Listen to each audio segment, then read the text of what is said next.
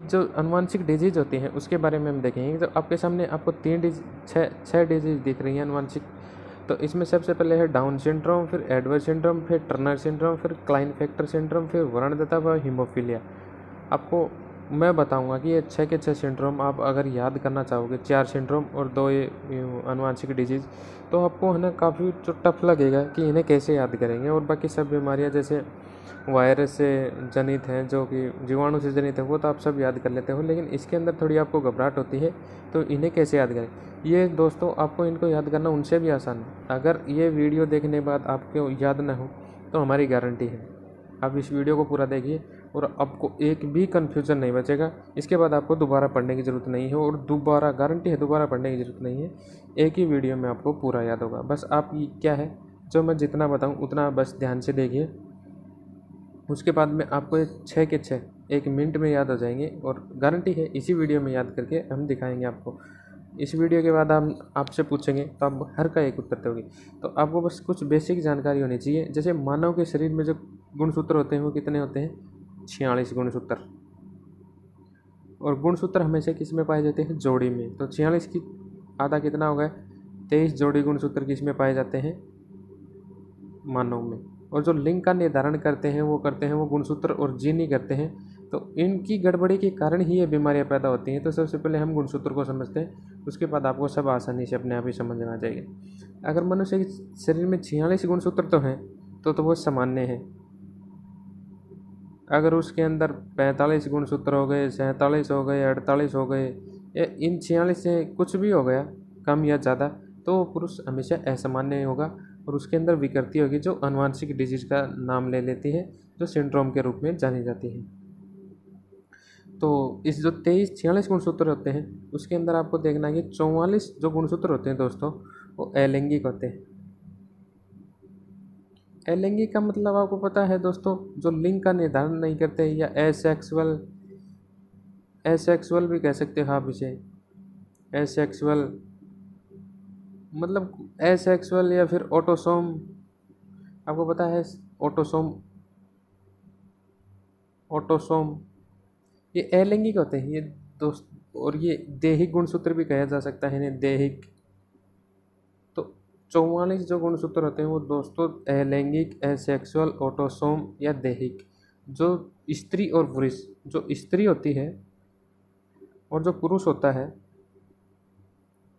उस दोनों के अंदर ये जो 22 है, जो 44 है, यानी 22 जोड़ी गुणसूत्र हैं, वो समान पाए जाते हैं। चाहे स्त्री हो चाहे पुरुष हो। मनुष्य के अंदर टोटल कितने गुणसूत्र पाए जाते हैं? 46 और उनमें से 22 जोड़ी यानी 44 गुणसूत्र स्त्री और पुरुष में समान पाए जाते हैं। तो 2 ही गुणसूत्र ऐसे हैं जो अलग अलग पाए जाते हैं। तो उनके बारे में हम देखें। जो स्त्री है दोस्तों, स्त्री है, स्त्री के अंदर XX यानी 2 गुणसूत्र ये पाए जाते हैं, और Y है उसके अंदर XY। जो पुरुष है उसके अंदर XY, और जो स्त्री है उनके अंदर XX गुणसूत्र पाए जाते हैं। तो 2 गुणसूत्र हो गए X और Y, ये कौन से हो गए दोस्तों? लैंगिक, लैंगिक गुणसूत्र या एलोसोम। आप इन्हें लैंगिक गुणसूत्र या सेक्सुअल या एलोसोम कुछ भी कह सकते हैं। ये लिंग का निर्धारण करते हैं। आपको बस ये ध्यान रखना है, जो 2 गुणसूत्र होते हैं वही लिंग का निर्धारण करते हैं। या तो XX होगा या XY होगा। अगर XX होगा तो स्त्री, अगर XY होगा तो पुरुष। और जो 44 होते हैं वो अलैंगिक या दैहिक होते हैं। ये मनुष्य की पूरी देही का निर्माण यानी बॉडी का निर्माण करते हैं। और लिंग का निर्धारण कौन से करते हैं? ये 2।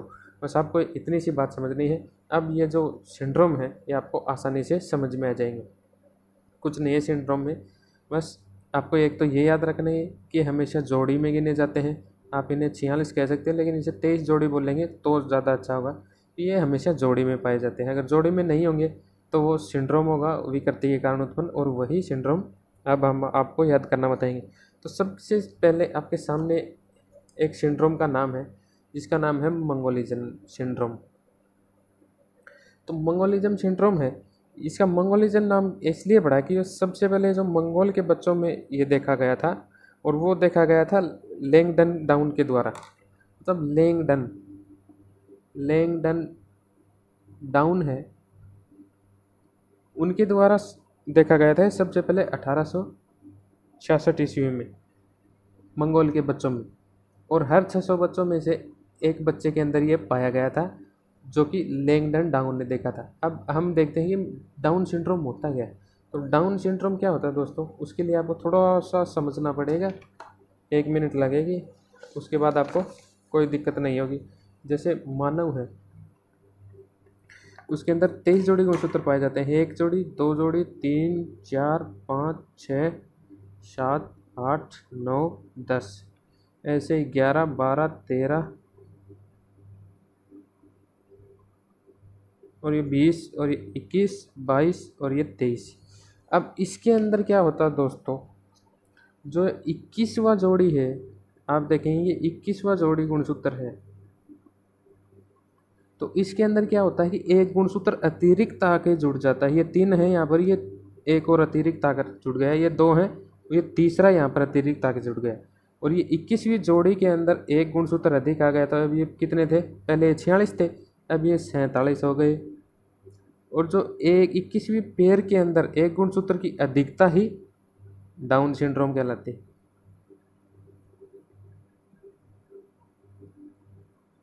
ये देखिए दोस्तों, कितना आसान है सिंड्रोम को याद करना। अगर आपको ये पता होगा कि ये जोड़ी में होते हैं और फिर ये 21वीं जोड़ी के अंदर एक ये जो एक जो क्रोमोसोम है वो अतिरिक्त आगे जुड़ जाता है, जिससे कि क्या है कि ये सिंड्रोम, जिससे क्या है कि डाउन सिंड्रोम उत्पन्न हो जाता है।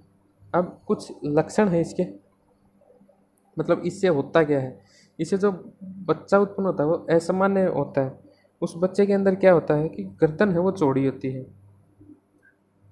चौड़ी गर्दन होती है, और हाथ हैं वो चपटे होते हैं, चपटे हाथ। और जो अंगुलियां हैं वो बोथरी, यानी भारी फूली फूली बोथरी अंगुलियां होती हैं। और सबसे बड़ा लक्षण है इसका, जो होंठ होते हैं, होंठ वो लटके हुए होते हैं।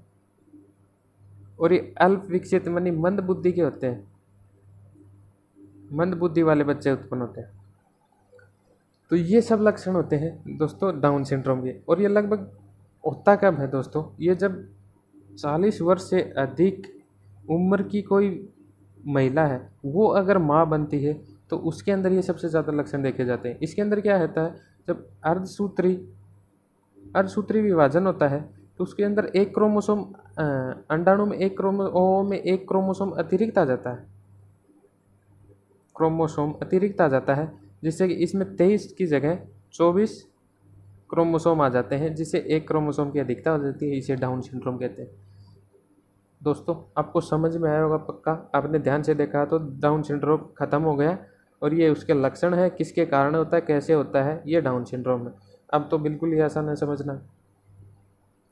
तो ये क्या है, ये कौन से पेयर में हुआ दोस्तों, 21वें पेयर में, 21वां, 22वां, 23वां। और आप सबको पता है दोस्तों 23वां पेयर होता है वही लिंग का निर्धारण करता है। ये दैहिक होते हैं, ये दैहिक होते हैं, लिंग का निर्धारण 23वां पेयर करता है। तो ये कौन सा सिंड्रोम हो गया, ये दैहिक, यानी ये ऑटोसोम सिंड्रोम हो गया, ये दैहिक सिंड्रोम हो गया, न कि एलोसोम। अब जो एडवर्ड सिंड्रोम है दोस्तों, इसके अंदर बस आपको इतना ही याद रखना है कि इसके अंदर 18वें पेयर में एक अतिरिक्त आकर जुड़ जाता है। मतलब ये कौन सा हो गया, 18वां, तो यहाँ पर 3 है, एक फालतू आकर जुड़ गया, ये एडवर्ड सिंड्रोम हो गया। बस आसान है। लेकिन टर्नर सिंड्रोम में आपको दोस्तों थोड़ा समझना होगा। टर्नर सिंड्रोम में क्या होता है कि केवल 45 ही क्रोमोसोम होते हैं, 45 गुणसूत्र पाए जाते हैं, जिसके कारण टर्नर सिंड्रोम होता है। तो इसके अंदर क्या होता है दोस्तों, ये लैंगिक गुणसूत्रों के कारण होता है। लैंगिक गुणसूत्र मतलब 44 तो एक, और जो 2 बच गए या तो XY या फिर YX। तो ये है, केवल ये महिलाओं में होता है तो केवल XY XX 44 प्लस XX में ही होगा। ये सिंड्रोम क्या होगा, 44 प्लस XX, केवल महिलाओं में होता है तो XX आएगा। लेकिन इसमें क्या होता है दोस्तों, जो 1X है, ये 1X की कमी हो जाती है। तो अब टोटल 44 और 1 45, तो इसमें केवल 45 गुणसूत्र पाए जाते हैं। और ये टर्नर सिंड्रोम होता है जो केवल महिलाओं में होता है। और इसके कारण महिला का जननांग है वो अल्प विकसित होंगे, और वो कभी ज़िंदगी में, वो हमेशा बांझ रहेगी, वो ज़िंदगी में कभी बच्चे को जन्म नहीं दे सकती या माँ नहीं बन सकती। और जो ऐसा है वो प्रत्येक 3000 महिलाओं में एक महिला ऐसी ही होती है जो टर्नर सिंड्रोम से ग्रसित होती है। ये टर्नर सिंड्रोम आपके सामने ख़त्म हो गया। तो कितना आसान है दोस्तों। अब इसके बाद क्लाइनेफेक्टर सिंड्रोम देखते हैं हम। तो क्लाइनेफेक्टर सिंड्रोम में क्या होता है दोस्तों, 44+X, ये केवल पुरुषों में होता है तो XY होगा। तो इसके अंदर या तो फिर एक गुणसूत्र X अधिक जुड़ जाएगा, या 2X अधिक जुड़ जाएंगे, या Y अधिक जुड़ जाएगा, 1XY अधिक जुड़ जाएगा, या 2Y अधिक जुड़ जाएंगे। मतलब इसके अंदर क्या है कि 44 और या तो 47 गुणसूत्र होंगे, या 48 या 49। मतलब इसके अंदर गुणसूत्र की अधिकता होती है, जो क्लाइनेफेक्टर सिंड्रोम कहता है। लेकिन क्लाइनेफेक्टर सिंड्रोम मेन क्या होता है दोस्तों, इसके अंदर क्या होता है, जो मेन क्लाइनेफेक्टर सिंड्रोम होता है उसके अंदर क्या होता है, 44, ये हो गया 44+XY पुरुषों में होता है तो XY, और इसके अंदर एक X अतिरिक्त जुड़ जाता है। अभी कितने हो गए, 47। ये हुआ 44+XXY, ये केवल पुरुषों में होता है।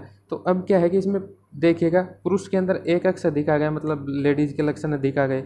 इसके अंदर महिलाओं के लक्षण अधिक आ जाते हैं। तो इसके अंदर क्या होता है कि पुरुष है, पुरुष उसके अंदर जो स्तन होते हैं उसका निर्माण हो जाता है।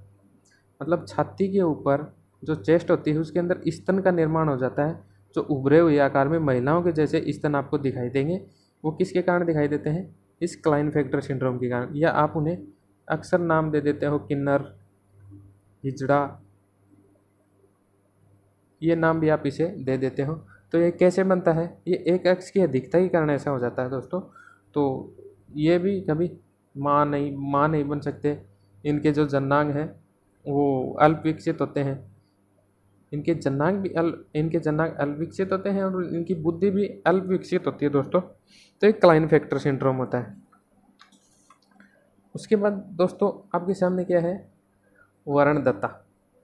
ये ये होता तो गुणसूत्र के कारण है, लेकिन ये गुणसूत्र के ऊपर जो जीन पाए जाते हैं उनके कारण ये वर्णदत्ता या कलर ब्लाइंडनेस उनके कारण ज़्यादा पाई जाती है। तो इसके अंदर क्या होता है दोस्तों, जो मनुष्य है उसके अंदर XY गुणसूत्र पुरुष के अंदर यह होता है, और महिलाओं में XX होता है। तो क्या है कि जो X गुणसूत्र होता है इसके ऊपर जो रंगा कोशिका होती है या कोन्स होते हैं,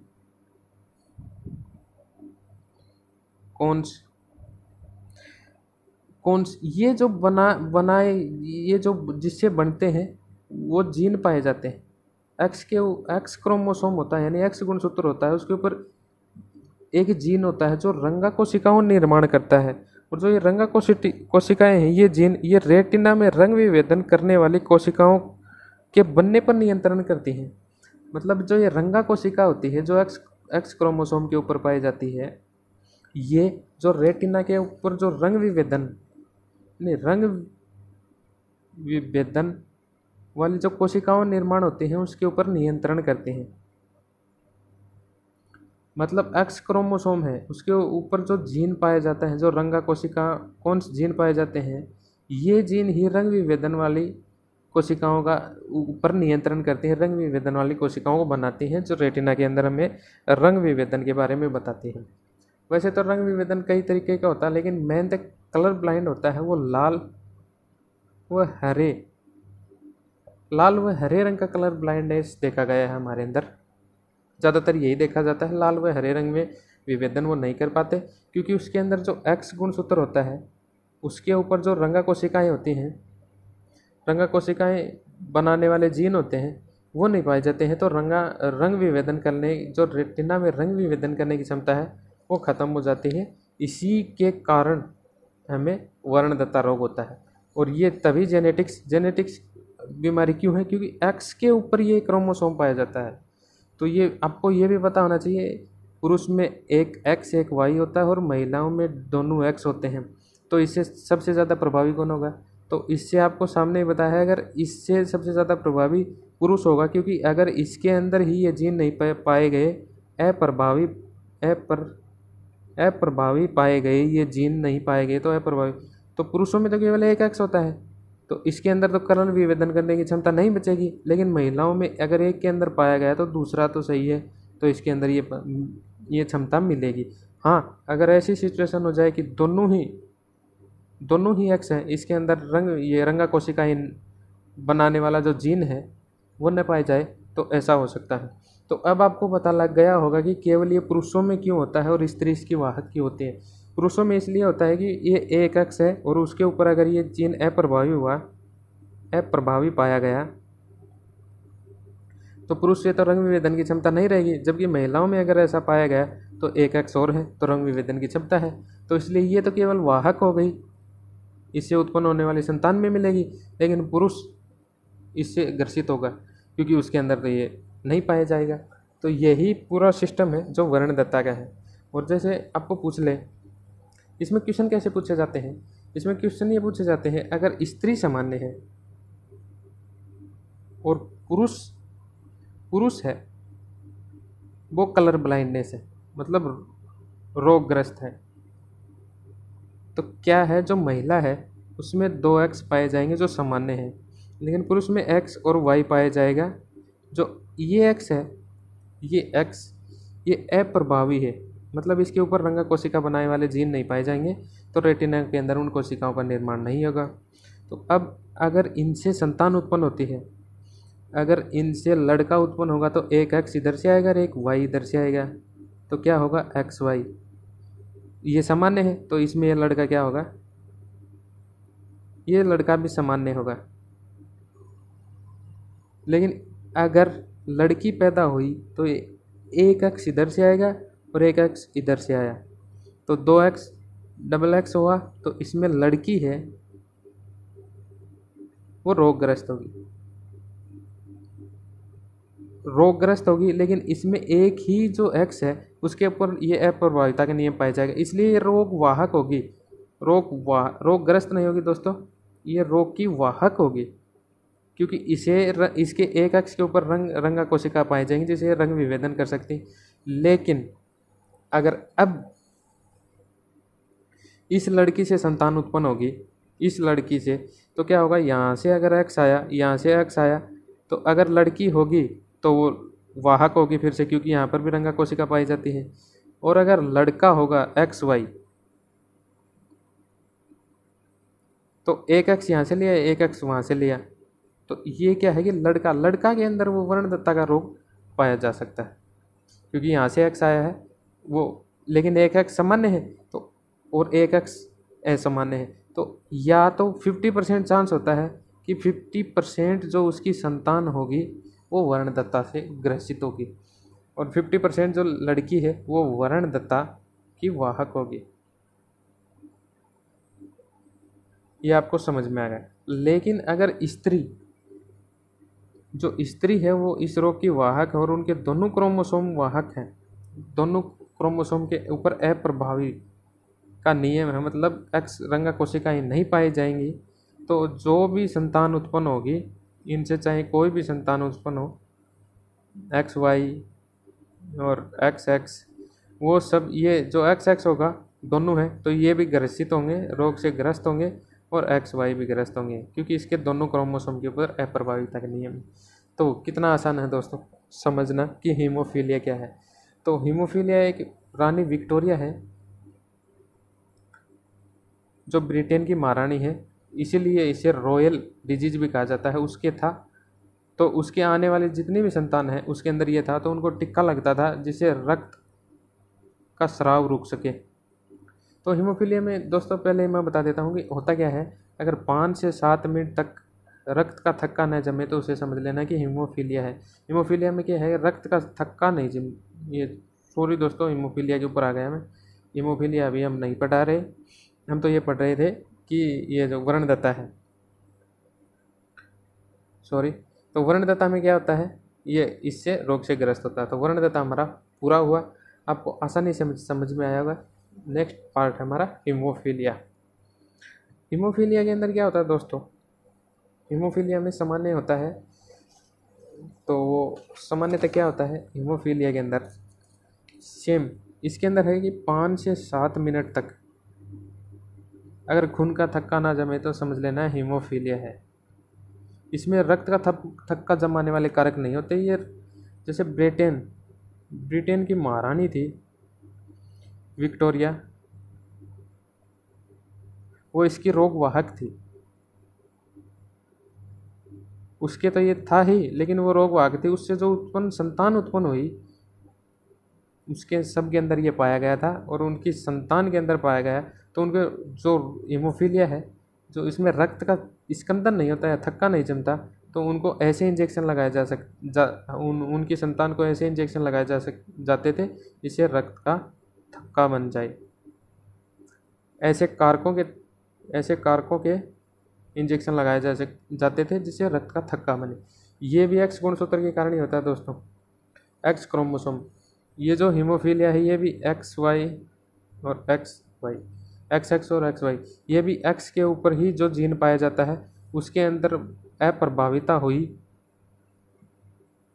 जीन की तो ही हीमोफीलिया होता है, जिससे उसके अंदर है क्या है, ऐसे कारकों का निर्माण नहीं होता जो रक्त का स्कंदन कर दे। ऐसे कारक उसके अंदर नहीं पाए जाते। वो किसके कारण नहीं पाए जाते? क्योंकि उसके अंदर एक्स अप्रभाविता का, एक्स के ऊपर जो जीन होते हैं वो अप्रभावित होते हैं। ऐसे कारकों का निर्माण उनके शरीर में नहीं होता जो रक्त का स्कंदन करे। तो हीमोफीलिया और वर्णतंत्र कुछ सेम ही दिखाई देंगे क्योंकि ये दोनों एक्स के ऊपर ही निर्भर हैं। तो इसी के कारण है कि महिला तो इसकी रोग वाहक होती है, रोग वाहक, और जो पुरुष होते हैं वो इससे ग्रसित होते हैं। तो आपको आसानी से समझ में आएगा दोस्तों। अगर वीडियो आपको पसंद आया हो तो like and share and subscribe जरूर करें। अगर कोई कमी रह गई हो तो भी ज़रूर बताएं दोस्तों। धन्यवाद।